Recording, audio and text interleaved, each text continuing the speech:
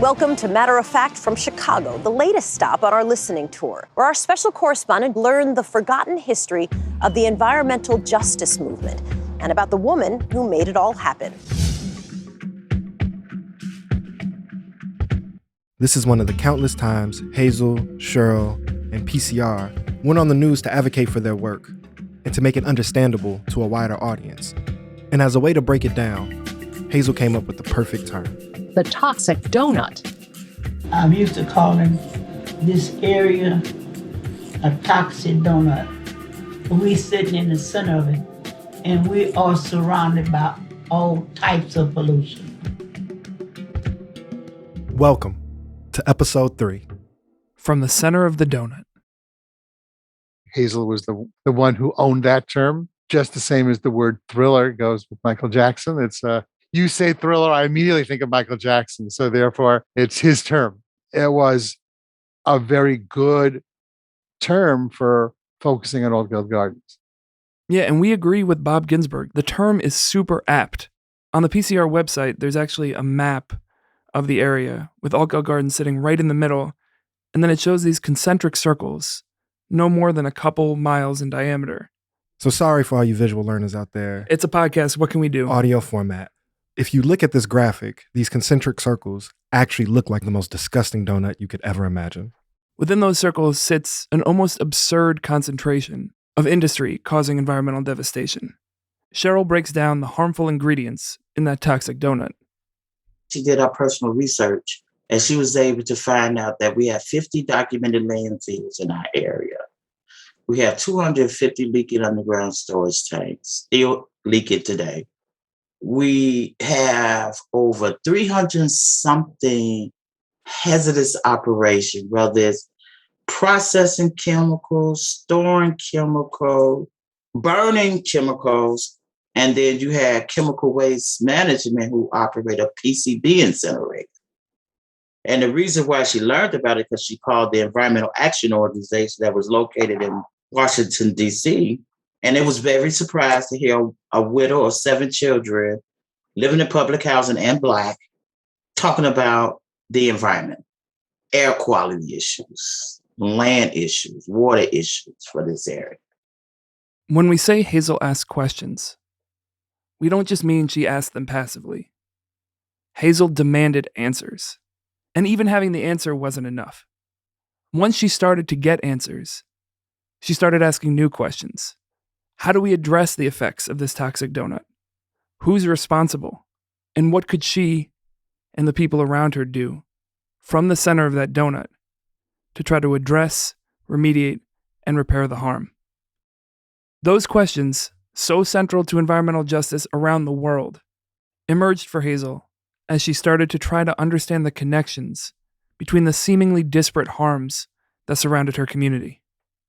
Because their work was grounded in the real experiences of community members, they were able to draw all these different pieces, like the manor homes not getting the proper water and sewer lines, all the way to asbestos in some of the buildings, all the way to, here's toxic incineration. And over here, we have dumping.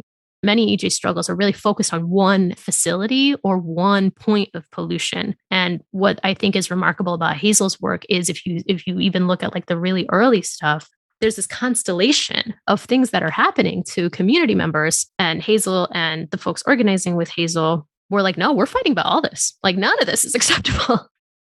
What Juliana Pino just said is such a big part of what makes Hazel's work so important.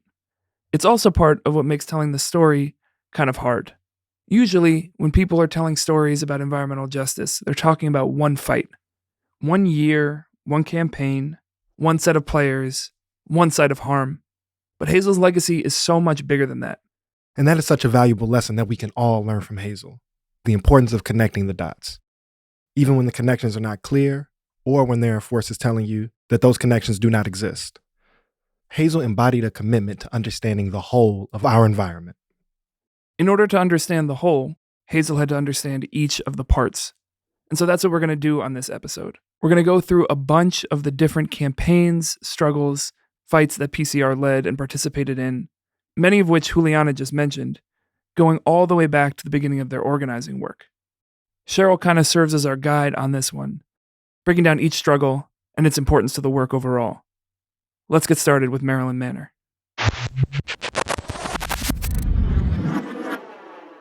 It started when we had a community meeting at the Catholic gym, and a couple of the residents from Maryland Manor came to that meeting, and they explained to my mother that, they were still drinking well water. And she was like surprised to even hear that within the city of Chicago, people were still drinking well water instead of filtered water from the city. Robert Shaw was the alderman at that particular time. And she started talking to him, telling him about their story and the fact that they was paying taxes on a water and a sewer line that they never had for 25 years. And she was able to get the ears of Harold Washington at that time. And he was stunned to know, just like she was stunned to learn.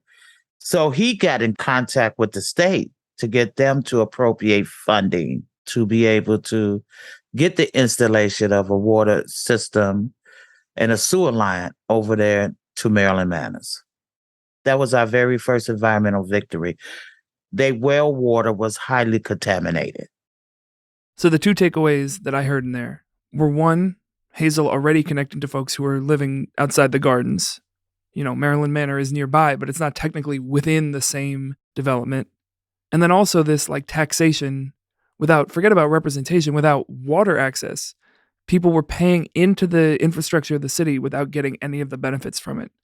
It took going all the way to the mayor, who himself had no idea that this was happening within his own city, to make anything happen. Now, any Chicago history buff, or honestly just anyone from Chicago, knows that this mayor is not like all other mayors. This is a very particular mayor we're talking about. I don't support the rights of people because I'm a politician. I support the rights of people because it's deep within me, a natural part of my own development. I'm the results of 400 some odd years of struggle. That when people cry for help, whether they're Chinese coolies, or South African Bantu, or serfs in Russia, or South African held in bondage, or gay and lesbians pushed around, that I'll be there and defending them and supporting them. That's just no big deal. That's what the fight is all about. And that's what we're all about. I'm going to be your mayor for the next 20 years. Harold Washington's legacy looms so large over our city and country as one of the most historical political figures to ever come into office. And we learned that Hazel actually supported the organization of the campaign that got him into office. Well, my mother was actually a volunteer to help with the campaigning of Congressman Harold Washington to get him elected as the mayor of the city of Chicago. Now, that's actually not that surprising based on who Harold was and how he became the mayor. Harold went up against an explicitly racist and in many ways corrupt, infamous political machine here in Chicago with a broad-based coalition rooted in grassroots organizing and building off the legacies of civil rights and other social movements of the 60s and 70s. Him and Hazel were both kind of peers in that way, wouldn't you think? Yeah, they both really came of consciousness in this transformative time where what does it mean to be Black? What does power mean? How do people respond to and or accept or stop accepting oppressive systems? So it really makes sense to see them emerge or kind of ascend into their work in the same time. Kind of simultaneously. Yeah. And Harold was definitely significant in their next big fight. One of my favorites, because that's the kind of nerd I am, is the ban on landfills. That's huge. By itself, that prevented so much harm. My mom was able to demonstrate that there was 50 documented landfills in our area.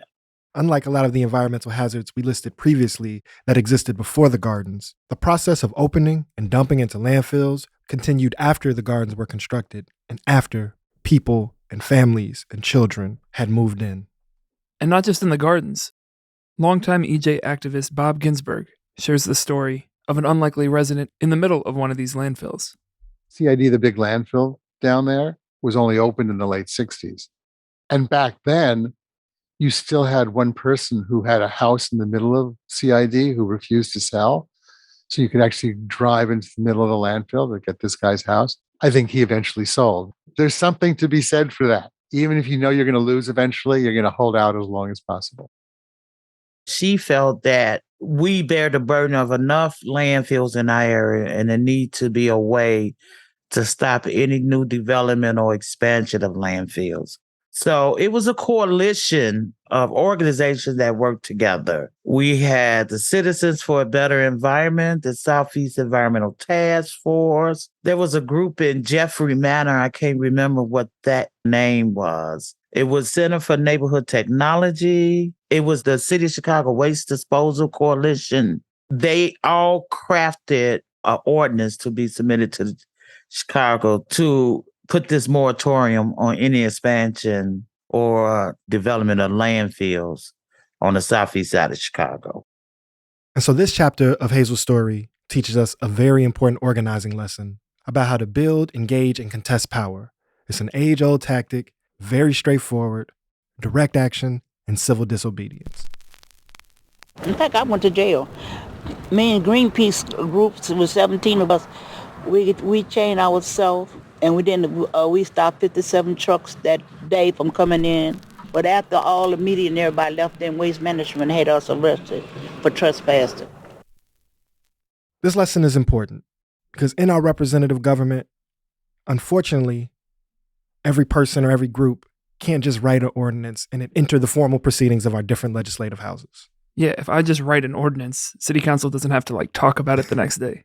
And so in this direct action of waste management, we learn its importance as it allowed them, one, to name harm and oppose the institution perpetuating it, but also to raise awareness and attention for the issue and to put pressure on those who do have the power to pass legislation. Ultimately, a moratorium on new landfills, not just on the southeast side, but in Chicago overall, was passed by Harold Washington. This was a landmark policy, not just because of what it meant for landfills, but because it was an example of the city government of Chicago acknowledging, responding to, and setting policy around the needs of a grassroots environmental justice group. That's why, as Juliana said a couple minutes ago, this fight was so important. Under the Daley administration, he rescinded that ordinance, but because of community pressure from many of the environmental groups in the city of Chicago, and not just grassroots, but the environmental community in Chicago, was able to get that moratorium reinstituted. And to my understanding, this ordinance still is in effect today, where there's no landfill can be built in the city of Chicago or expanded. This effort actually exposes to us the larger pattern of environmental racism and teaches us what environmental justice is. Tell me more, Dame. So across the country, whether it's efforts in Texas or North Carolina or New York, you'll see that the placement of landfills and waste disposal facilities were intentionally placed in Black, brown, immigrant, and working class communities. This did not happen accidentally. For many people, when we dispose of waste, it becomes invisible. But those hazards don't disappear. They often are dumped near or in the communities of the peoples whose struggles are also invisibilized.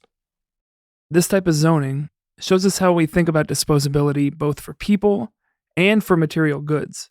Because of the work of Hazel and people like her, where those materials were disposed of had to shift. Hazel said, "My community is not at the margin. My community is in the center of this toxic donut, and our lives are not to be thrown away. But the solution to that specific landfill, if, as an economy, we don't change our processes, just shifts where the garbage ends up." Here's Olga Bautista from the Southeast Side, who named this in a way that really changed our thinking. My friend Elise Zelichowski, talks about people just throw things away, like she says. But where is away? Away is in third world countries that take waste like batteries and electronic wastes, and it's just away for us, right? It's throwing it away. But for a lot of people, it's their neighborhoods. It's where Black and brown people live almost always, or poor people. That concept of away is so important when we think about coalition. If Hazel was only focusing on Altgeld Gardens, the answer would be, just put it in another part of the city. But because what was needed to get the moratorium passed was to work with people all over the city. The campaign was able to fundamentally transform how Chicago worked as a whole. And so something else we can pull from this landfill moratorium is the tension and oftentimes conflict between the needs of community and the demands of capital. Right. If you're going to have a steel plant or a processing plant, they're going to have to put their byproducts somewhere. So we will continue to unpack this tension as we move through this story of the way in which we passively and sometimes actively support industry and its role in our society. But the harm that Hazel was experiencing didn't only come from private industry.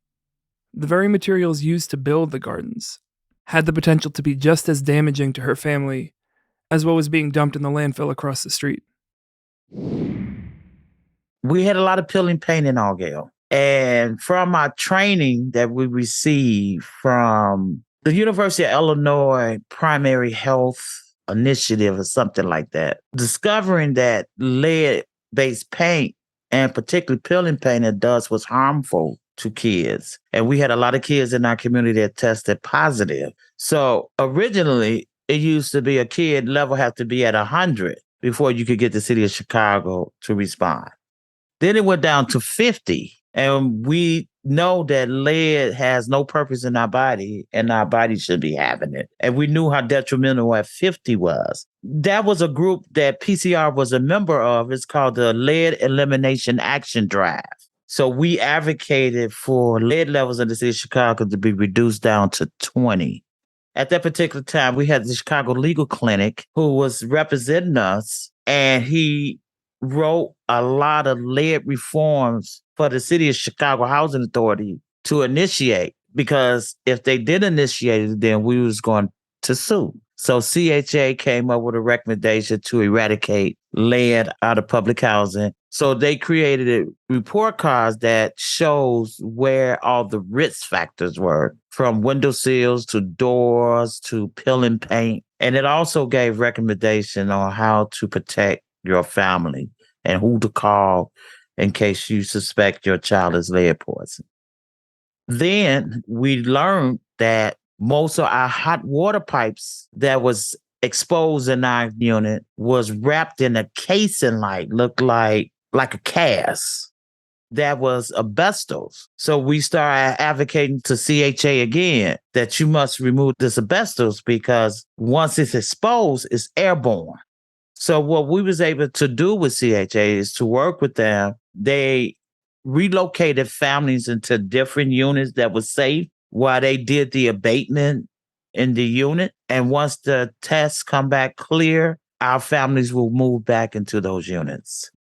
Just from my understanding, you just said that the water was running through lead pipes wrapped in asbestos. The heating pipes that was exposed in the ceiling was wrapped in asbestos. But they were lead pipes that were wrapped in asbestos. Of course, they was leaded pipes. Yes. Kyra Woods, who's part of the creative cabinet for the project and also works for the city of Chicago, speaks to the impact of that lead and asbestos abatement work. You know, as a commonly used item and I guess material rather for buildings, it may have been phased out at some point and that was already kind of happening. But to say, no, this is a known carcinogen and harmful to our health, you've let it stay here, knowing that you built this place with it, that's foul. And her ability to challenge that, get those things removed across the entire community, really important. And I know catalyzed that work as we think about the work nationally for health of public housing as well. And understanding that still needs to be quality housing, even if it is more affordable. Lead isn't only a problem of the past, and definitely isn't only a problem in public housing, though of course it is still present for many of those communities. The Guardian reported Chicago has an estimated 80% of homes with water connections made of lead, more than any other city in the nation. The awareness of that reality, matched with a lack of political will to address it, is a prime example of how environmental racism shows up in our world and destroys our communities. It's come to the forefront of local politics in some ways. It was one of the central pieces of Lori Lightfoot's campaign in 2019, and, somewhat unsurprisingly, it didn't all get fixed. In fact, as of the end of 2022, the city had only switched out 280 of an estimated 390,000 lead lines that provide water to Chicagoans. So, if you're in Chicago, make sure you call 311, get a lead testing kit, and if you're based somewhere else, look for the resources that are available where you are to make sure that the water you're taking in is as safe as possible. Lead and asbestos were the two biggest hazards within the actual construction of the gardens, but they weren't the only things Hazel had to fight to get removed from her house in order to make it safer.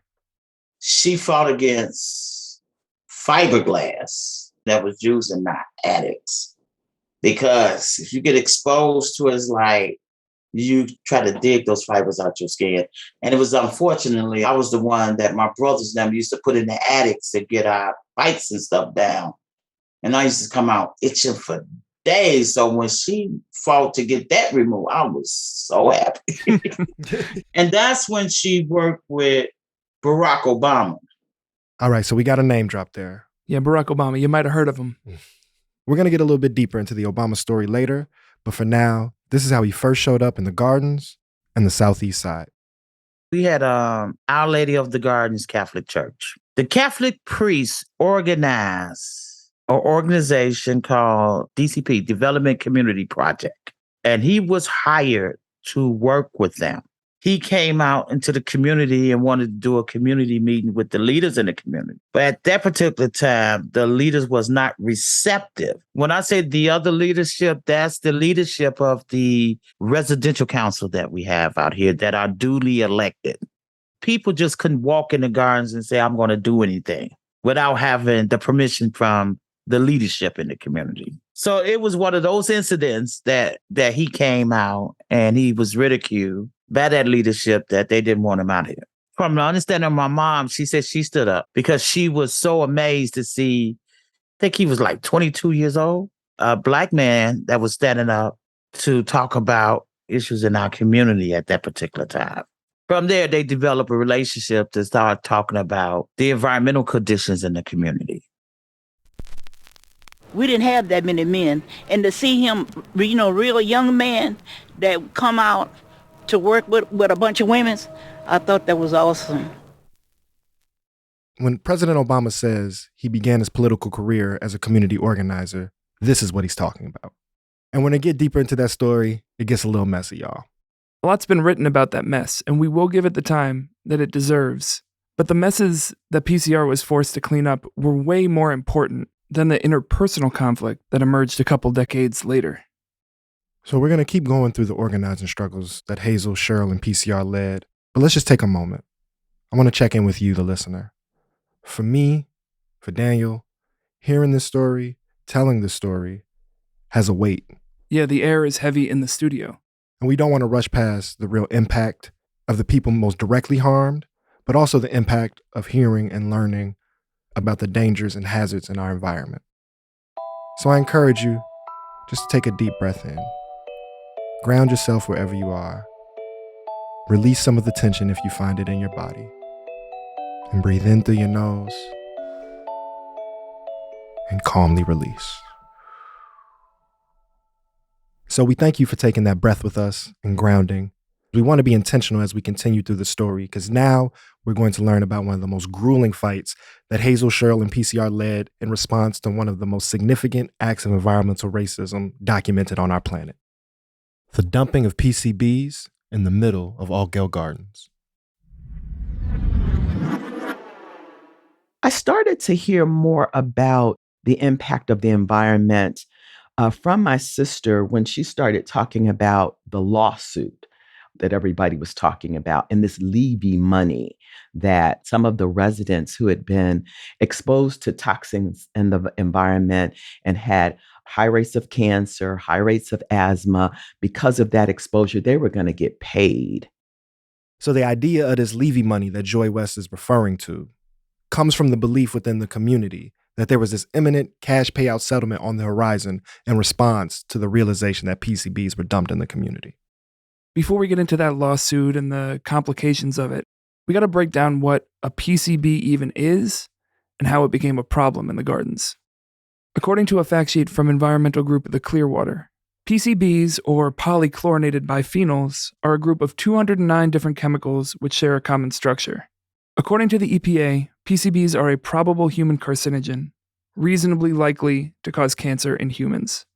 Studies of PCBs in humans have found increased rates of melanomas, liver cancer, gallbladder cancer, biliary tract cancer, gastrointestinal tract cancer, and brain cancer, and may be linked to breast cancer. In addition to cancer, people exposed directly to high levels of PCBs, either through the skin, by consumption, or in the air, have experienced irritation of the nose and lungs, skin irritation such as severe acne, and rashes, as well as eye problems. PCBs can also cause developmental effects. People exposed to PCBs before or during pregnancy can give birth to children with significant neurological and motor control problems, including lowered IQ and poor short-term memory. Exposed children are also found to have decreased birth weight and head size. PCBs can also disrupt hormone function. It can affect menstrual cycles and sperm counts, while also impacting people's immune systems and affecting their thyroids. In short, PCBs can cause significant damage to pretty much every system in the human body. So how did the PCBs get there? Well, what had happened was, so the Chicago Housing Authority stored discarded electric transformers in a yard in the Gardens from the mid-1970s until 1984. What on earth is a transformer? So this reminds me of that scene in The Departed. I don't know if y'all saw the movie, but it's when they do like the big sting operation about the microprocessors. And Martin Sheen's character is like, microprocessors. We all heard of them. No one knows what they are. But in 20 odd years, we'll be at war with China over them. Excellent, terrible Boston accent. Really great work, Dave. So yeah, electric transformers are kind of like that. We see them, we may have heard of them, but many of us don't know what they are. Just basic definition, a transformer is a passive component that transfers electric energy from one electrical circuit to another circuit. So basically, it's those boxes you see on the poles that connect the power lines. CHA had a whole bunch of these transformers that were no longer in use. But here's the kick. They contain copper components, and copper is very valuable for resale. As CHA employees took copper from the transformers, they then dumped the PCB-filled oil from the transformers into the soil around them. It was this process of breaking down these transformers for the materials for resale that released the PCBs into the environment in the Gardens. It's important to note that the CHA did make multiple attempts to clean the site between 1984 and the mid-90s, but those efforts were incomplete. By the time they were dumping and continue to dump in there, they already knew the impact of PCBs on human health. That's Dr. Sylvia Hood Washington. Even knowing that, they allowed them to dump that waste inside of a community around schools. I mean, it's horrifying. It started in a little shed. Then it spread it all the way across the street where they hit 2 daycares. They went south, but they didn't go west or north to see, because it's all under the ground of that complex where our commercial strip, better known as Up Top, is located. It's all under there. They didn't go under there. They didn't raise no buildings. Our goals was we wanted the PCB cleaned up. So there was no detection of PCBs. But that didn't happen. So are there still PCBs now? Is that what you're saying? I would say that it is. For an example, they was only going to go 6 feet into the soil for remediation. We said, no, you need to go farther than that. You need to go where there's no detection. And we organized around and pressure them. They ran them happy to go 20 feet into the soil, and they was hitting the bedrock. Once it hit the bedrocks, it's in the waterways. So the only thing they could do was gravel it in, sealed it up with some cement, and put new soil and grass. What about the expansion of it? And I used to make the simple argument that this PCB grew up with me. Am I the same size when I was born? No. I grew and expanded. So don't you think this chemical expanded? And this is why you have to expand to where there's no detection of it. If we can go back and do soil sample in that area right now today, it would test hot for PCB contaminants.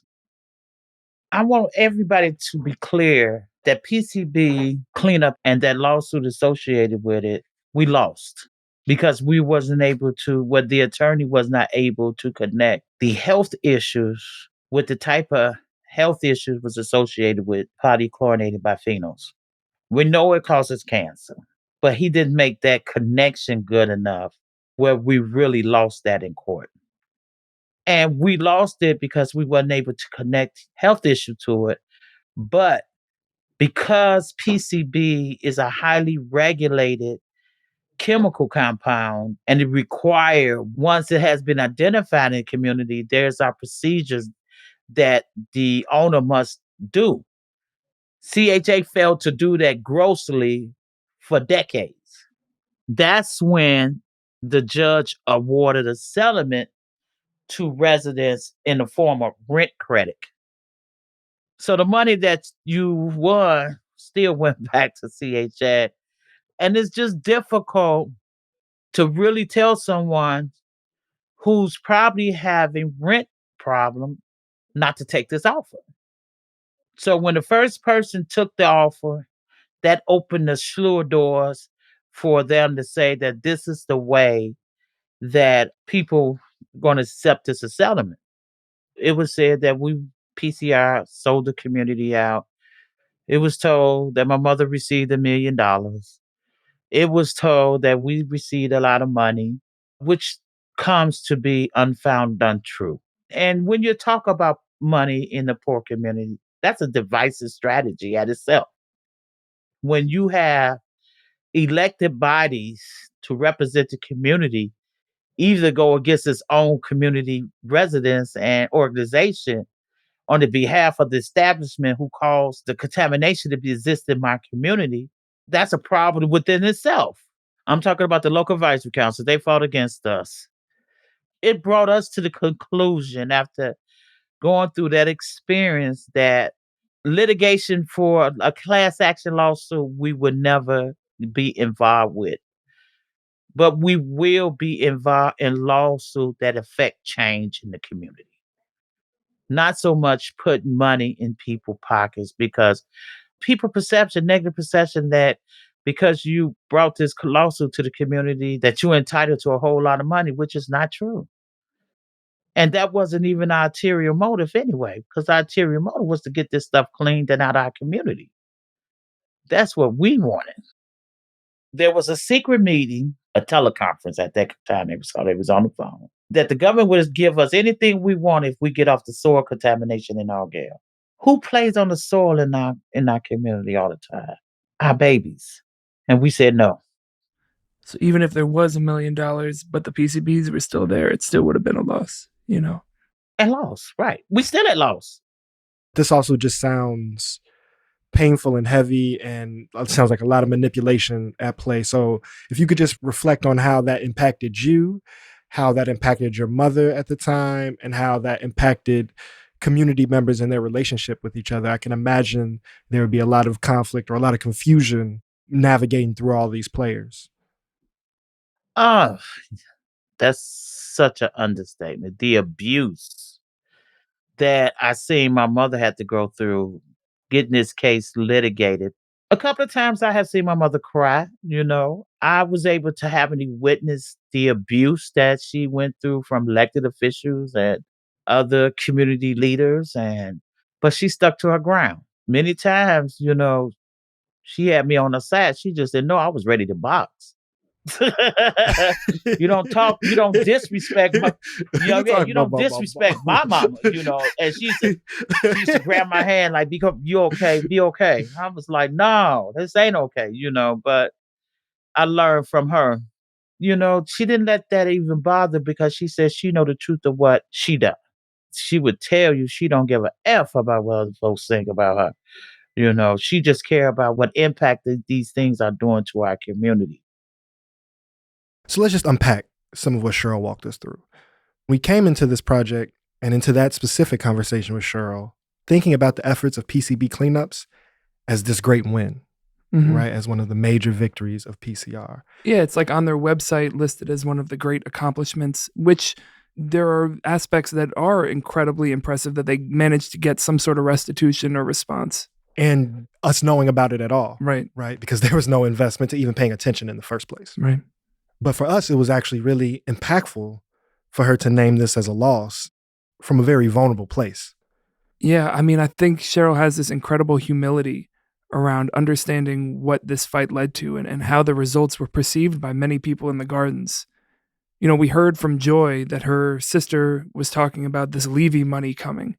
And for people who are living in precarious economic conditions, that Levy money could take on all kinds of meanings. What is this going to make possible?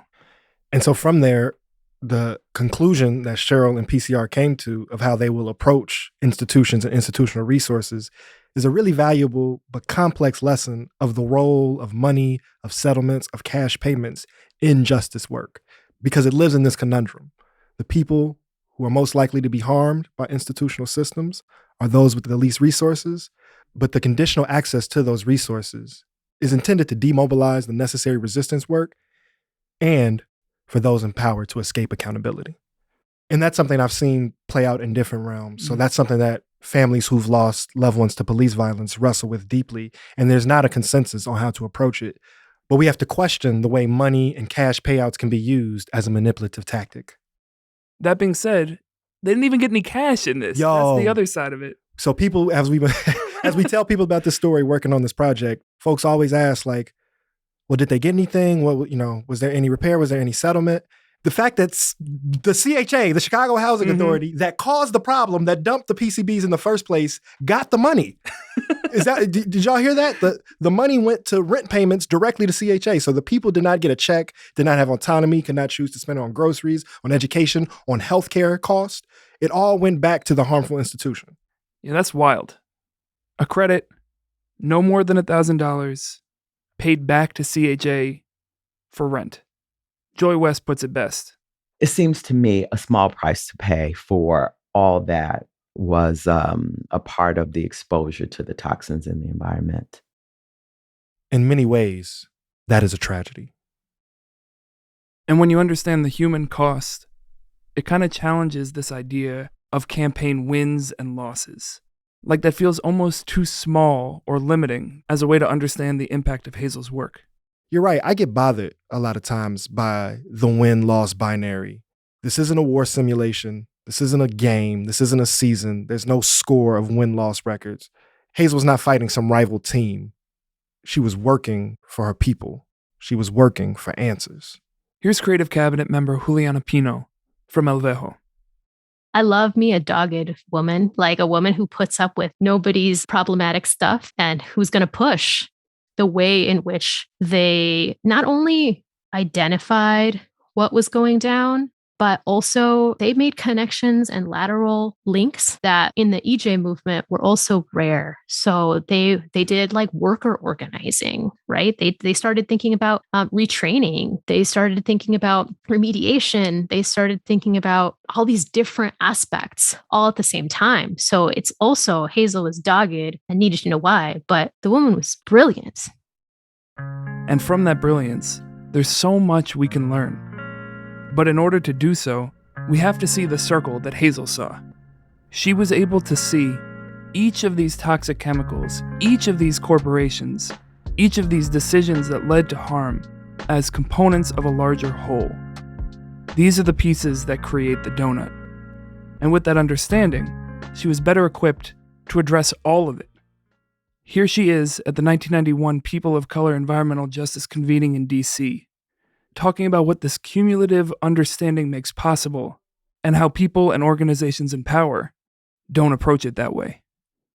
Our area has been a dumping ground for 163 years. When I went to Illinois EPA, they didn't have no intention for me to be in there, but I think that was an accident for them to put my name on the list.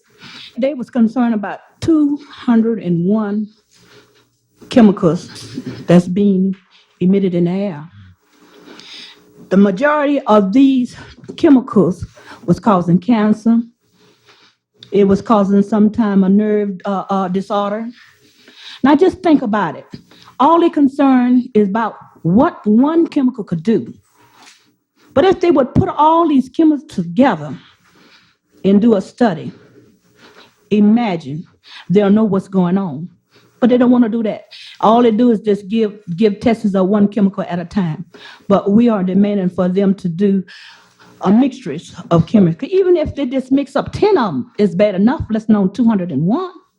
What Hazel is describing is a framework known as cumulative impact, and Kyra Woods breaks it down for us.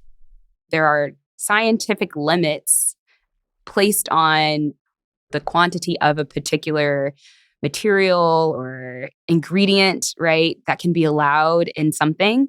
But what is frequently measured is that item or that chemical in isolation. And what becomes difficult is the burden of proof that is required with cumulative impacts. And that is where things get dizzying and deadly. It's not just about asbestos. It's not just about lead in the water. It is not just about the singular thing that the EPA threshold says is allowable.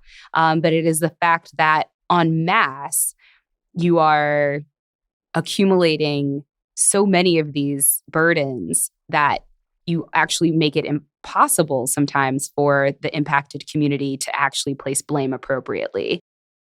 Bob Ginsberg. Keep in mind, back in the 80s, we're still trying to figure out how to measure cancer. 10 years before, the law was something called the Delaney Amendment, which came after about saccharin. It was this artificial sweetener, and it was caused for good cancer. And Delaney Amendment said no level of a known carcinogen is acceptable. And of course, industry said, well, we now can measure really low amounts. What is the real risk? The business will want to have a number. And they get below that, they have legal protection. So when we looked at cancer levels, it was obvious people were exposed, but every single study showed there wasn't a really big increase in cancer because the scientific tools weren't there. They were exposed to carcinogens, lots of them, but each one may not have been at the right level. There were lots of metals in the air, but all below the limits. And so trying to see if you were exposed to 10 different metals that are toxic at some level, but you're not meeting that level, the science, the way of testing and evaluating says we can't evaluate that. By the late 80s, EPA set up a Southeast Chicago project out of the regional office. And that was disbanded a few years later because they said there's a greater risk for people living north and close to the expressway than all the people living next to the landfills and the air pollution and everything else in the southeast side, because we can measure that. It's bad science. Let me just say that it's bad science. And so, being trained here at Cook County Hospital in Chicago, I spent hours and hours with workers, auto workers, steel workers. And that's one of the things that they made clear. And the environmental justice movement really stands as part of and on top of that struggle among organized labor to try to protect their workers. And so I think some of this goes right back into how we think about Western science. And then on top of that, we set up a regulatory system that's designed to protect corporate profit. So you get into this notion, you have to show that this company is causing harm. This goes back through American history. In a typical industrial plant, you might have 100,000 different chemicals. It'd take 100 years to figure out which one of them. In all likelihood, it's more than one. And it's probably some new chemicals that they get made when they come together. When you have a scientific problem, the question is, what are you trying to do with the scientific question you're answering? And what are you going to use to get to the answer? If you center human beings on your scientific endeavors, and I'll just say as a physician, that's got to be critical. If you're not centering living beings, human beings and other living creatures as a center for why you're asking the question and what harms you're trying to document, then you start off in a bad position. If you center efficiency and you center profitability, so right away you're asking the wrong kind of question and you're going to get an answer that doesn't help people or plants or fish or animals with important biological questions. So once you center human health, then you have to be respectful of what we know and what we don't know. There's so many things we don't know about the intricacies of human health. But when you have people having cancer or congestive heart failure or kidney failure or skin problems, these are broad signs and symptoms that something is going wrong. Again, you don't have to have the exact pathway that a disease is being caused. you can do something to stop the harm, to stop the exposure, and see if, in fact, that has an impact on the health outcomes you're trying to measure. So you don't have to have a big debate about where the cancer-causing chemicals are. We know around Adlai Gardens, there are literally hundreds of cancer-causing materials. It's not like we didn't have a suspect, but you don't have to prove which out of the 100 of industrial toxic waste that existed out there was causing a specific set of cancers in people. Hazel is a perfect example of a community leader that understood this and understood that the hoops we have to jump through with the EPA and this kind of stuff, this legalistic framework that you have to somehow show that chemicals are guilty, doesn't make any sense. It is completely against what human beings ought to be concerned with. So Dr. Murray names it as bad science, but it's also bad law. And what she says is that legal structure, just like the science, is rooted in corporations avoiding responsibility. So with the PCBs, for example, in order for PCR to, quote, win the lawsuit, they had to prove that it was PCBs specifically causing those health effects. And part of what made that not possible was not just because they didn't have the people or the studies. It was because out of the hundreds of cancer-causing chemicals in their air, land, and water, they couldn't pinpoint specifically that it was only the PCBs causing that harm. To simplify, the institutional defense wasn't that it's not that bad out there. Their position was, it is so bad, there are so many harms, that it is not our responsibility and we are not accountable. And like Dr. Murray says, that might be all well and true, but there are things we can do if we see the effects to try to mitigate that harm, even without having to name which chemical is guilty. This pattern of compounding is not something foreign to the corporate or capitalist space. This is the primary principle of how to approach profit, to compound it upon itself for growth to stack on top of growth.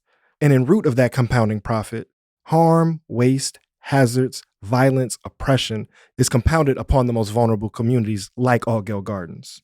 But then there's this dissonance when the impact is realized and surfaced in people's day-to-day lives. Now when we see sick children and people struggling with preventable disability, those same people, the corporate or capitalist space, disconnect the dots. And we see that this bad science and this bad law that is geared towards protecting profit and powerful institutions demand that Hazel discount the impact on people's lives that she and her community know to be true. And how does she know this to be true? When the institutions we look to validate information said it was impossible to know. Because, for Tanisha Harris, she had a different method. I think she created her own methodology for how to inquire. I think she laid the framework for how to contact your local officials, whether that be government agencies or not. She left the framework for how to organize and build a sense of community and collaboration. She left a framework for how to pester someone until they give you answers. And so I think you could easily follow the steps that she took to get some of the answers. And that's not only true for individuals or community groups. The same institutions that Hazel spent her life struggling to get accountability from, and who claimed that a cumulative impact approach wasn't valid, like the city government of Chicago and the EPA, were also taking notes. And now, a generation later, are starting to bring an understanding of cumulative impact to the work they're doing today. Here's Deborah Shore from the EPA.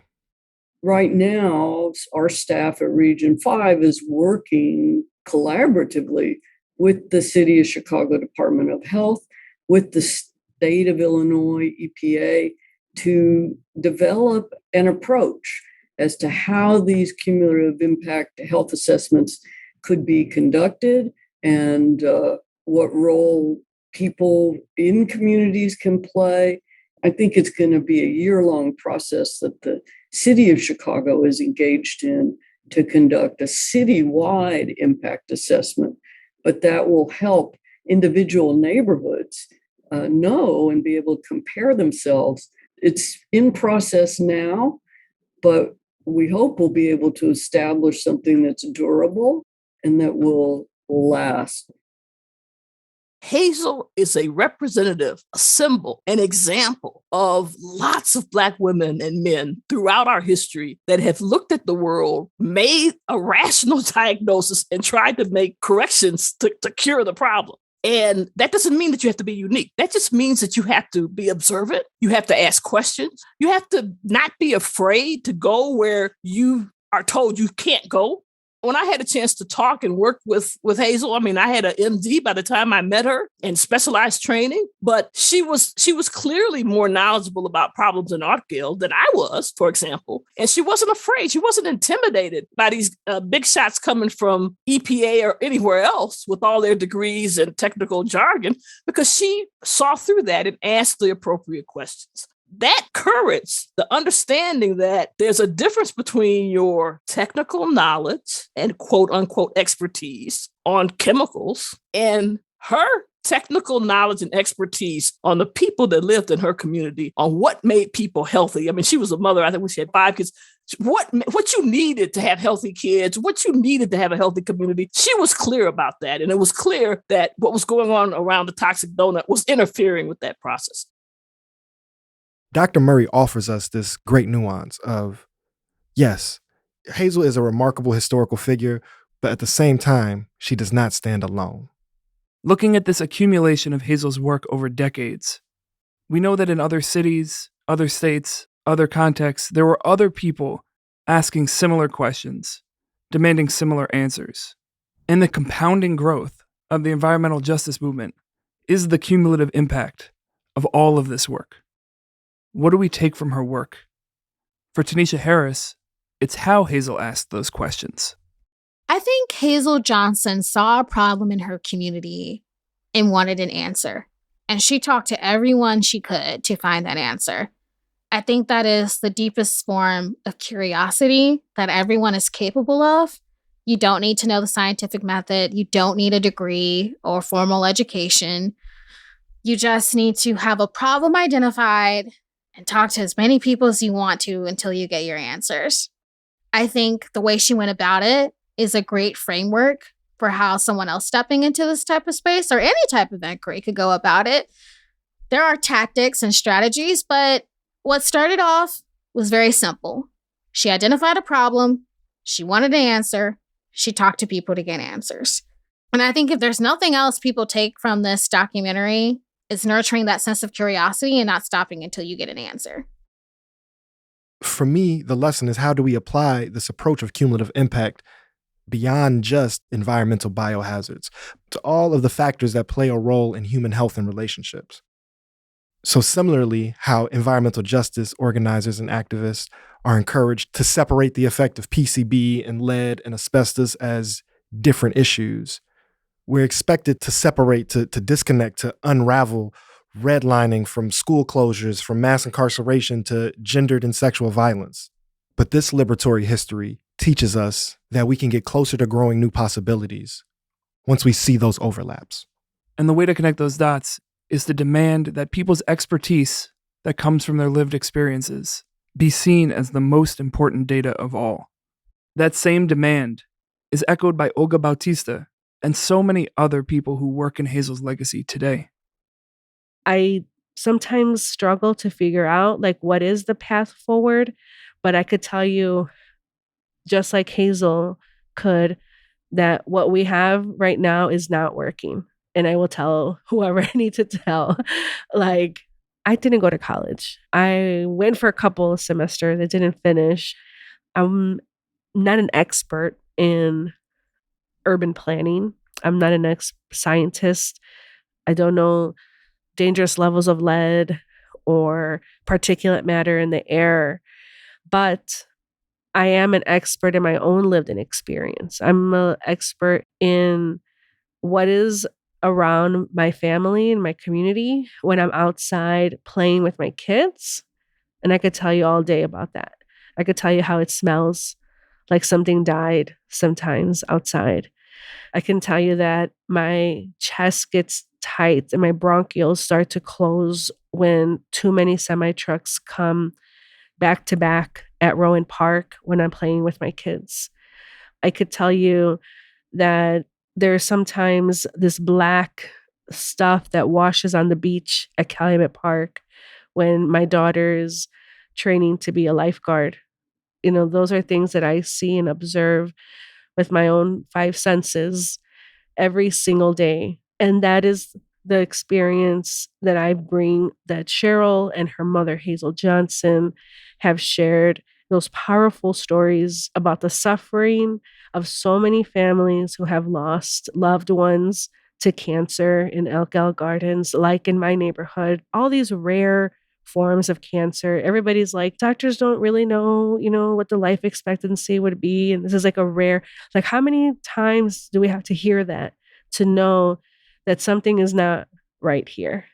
The fact that I have to smell these smells and that I feel so sick when I should not be feeling sick like this, just playing in the park with my kiddo, is a huge problem. And like Hazel, I am going to raise the alarm. I'm going to sound that alarm. I'm going to raise these issues until justice is actually served here, until I see the people who have caused this much amount of pain and pollution are actually found accountable, and we have justice, that we change these policies, that those people lose their jobs. That has to happen. So just as Cheryl says about the chemicals, they don't die, they multiply. The same can be said about Hazel's legacy.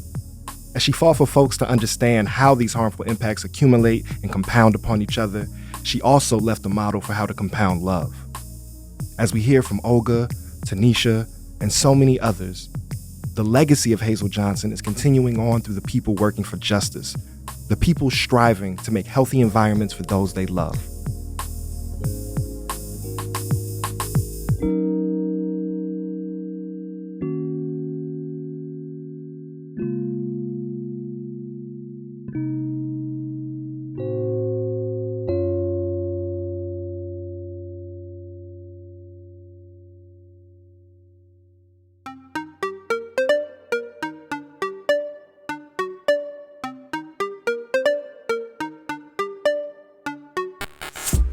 Help This Garden Grow is presented by Respare Production and Media, with Elevate and People for Community Recovery.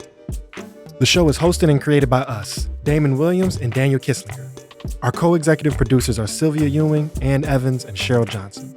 Our associate producer is Natalie Frazier. Our editor is Rocio Santos, and our consulting producers are Maurice and Judith from Juneteenth Productions. Special thanks to our creative cabinet, Adela Bass, Olga Batista, Tanisha Harris, Juliana Pino, and Kyra Woods. Our artwork is designed by Ariana Eggleston, with additional multimedia support from Davon Clark. Help This Garden Grow was recorded in the Malika Lean studio at the Breathing Room Space, a movement building center stewarded by the Let Us Breathe Collective. You can find out more about the work of Respare Production and Media at resparemedia.com. Get in tune with Elevate at elevatenp.org, and support the work of PCR at peopleforcommunityrecovery.org. Much love to the people. Peace.